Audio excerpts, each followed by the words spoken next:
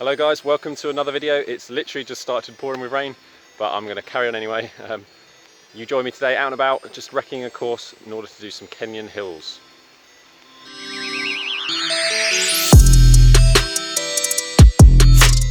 So let me explain what Kenyan Hills are. So Kenyan Hills were named Kenyan Hills because they're a staple training session of the Kenyan elite long distance runners.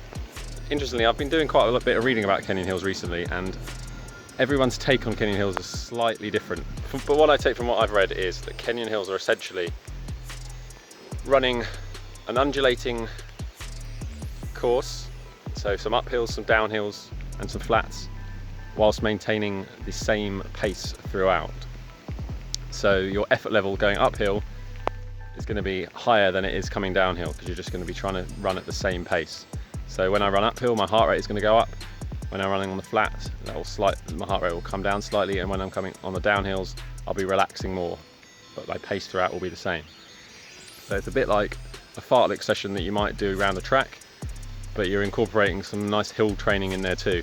And hill training is great for increasing your leg strength, increasing your running form, and therefore your overall speed. Oh, it's really pouring now. And why am I doing this? Well, I'm doing it because I realised this is exactly what I need for my obstacle course racing. I've talked about in previous videos, if you take my last Spartan race, the Marston Lodge, I struggle slightly uphill. So, hang on. I struggle slightly with the uphills, so people tend to pass me on the uphills, so I'm unable to maintain my pace on undulating courses. And obstacle course races are all about pushing you through undulating courses, so I think these sort of sessions are really going to benefit me. So that is what I'm doing today. So what I'm doing is I'm just scouting out a nice undulating course, and what I'm going to do is I'm going to do 2 times 15 minutes with a 2-minute rest. So I'm going to run this course for 15 minutes. So I haven't quite worked out how long in distance this course is going to be, maybe a kilometre, but I'll just keep running around it until my 15 minutes is up, stop, have a 2-minute rest and do the same again. And we'll see how it goes. Let's go. Just to add what I was saying about my particular session today, so 2 times 15 minutes with a 2-minute rest. You can essentially pick what you want for this workout. So you could do 30 minutes continuous circuit. You could do 5 times 5, so 5 minutes on, 2-minute rest 5 times. You can shorten your rest period. Basically, you can do what you want.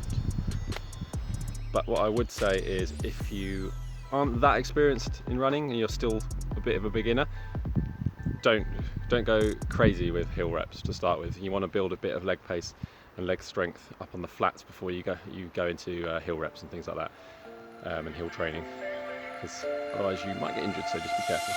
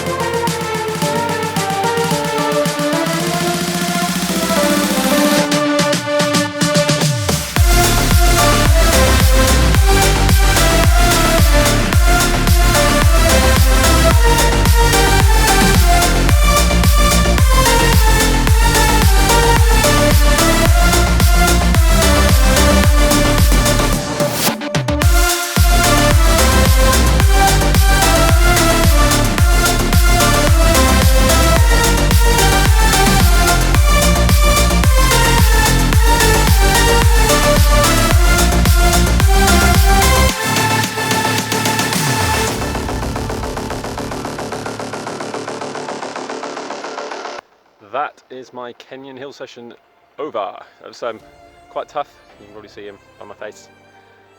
This is rain, not sweat. But yeah, no, quite difficult, but good fun actually. I did what I programmed, 2 times 15 minutes with a 2-minute rest. I was probably made a little error with the route planning. There was a couple of hills that were a bit too steep and long, which meant that towards the top of those hills I was really slowing down.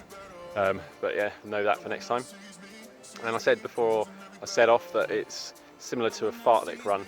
Obviously it doesn't follow the definition of a fartlek run, which is speed play, so during a fartlek run you alter your speed throughout. But it has, what I meant by it has the same effect.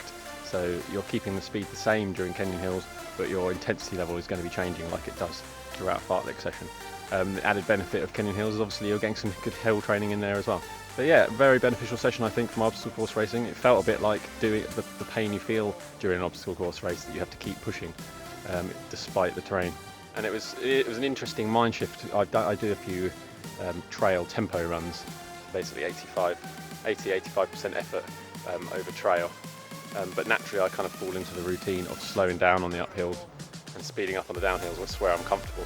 Whereas programming this Kenyan Hill session really made me focus on pushing on the uphills. So yeah, it was a good session.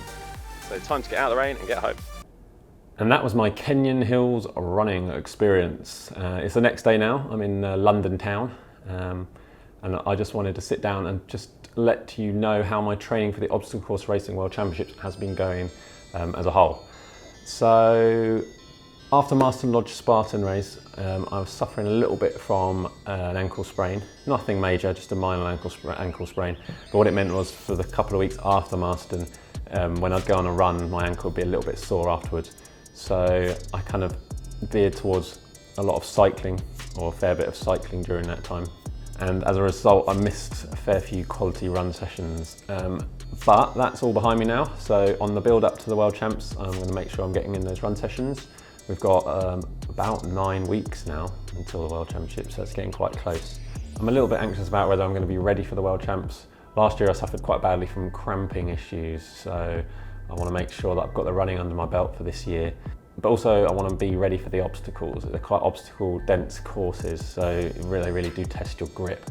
And I have a feeling this year it's going to be a wet one because it's in October in England. I mean, last year we were incredibly lucky and it was nice and sunny. But yeah, if it is going to be wet and cold, then my grip is really going to be tested on those obstacles. So the plan is I'm going to keep going to the climbing wall in the weeks building up.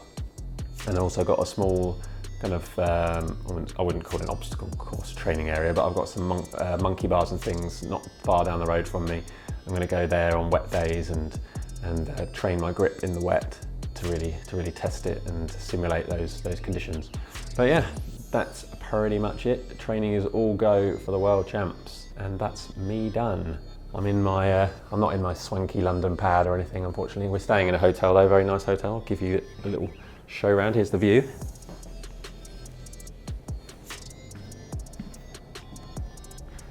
Right on the river, there's St Paul's over there. Anyway, that's going to be it for this video. Thank you again for watching. If you could do me a favour and hit the subscribe button, I'm really trying to get those subscribers numbers up. But yeah, we'll see you in another video.